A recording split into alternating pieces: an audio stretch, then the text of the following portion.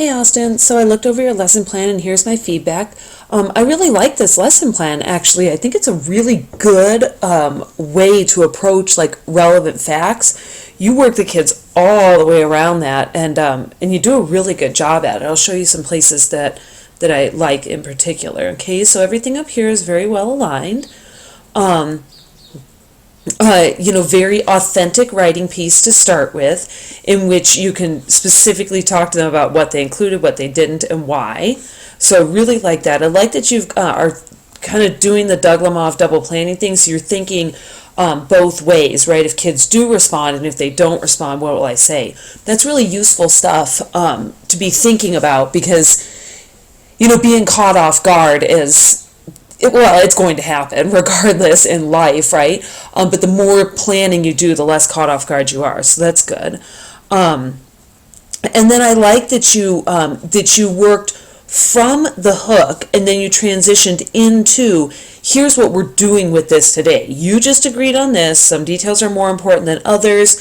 Now let's talk about what that looks like in writing. So that was a very smooth transition, and I like that a lot. Good examples, you have both textual examples as well as reading visuals as examples, and that's nice because both of those are important in the standards. And then how cool to have them look at Sherlock Holmes, like the king of sorting out what details are important and what aren't. I mean, right, that's perfect. So you've both talked to them about what it looks like in writing, you've given them visual examples, and then you're giving them, a small fiction example too. So that's really good. Deciding on those details then, and so then I would assume, that the next part of your lesson plan, thank you for including the appendix with the directions and the instructions. And then I would assume, the next part of your lesson plan is move into writing your own expository in which you really carefully think about which details you include and which ones you don't.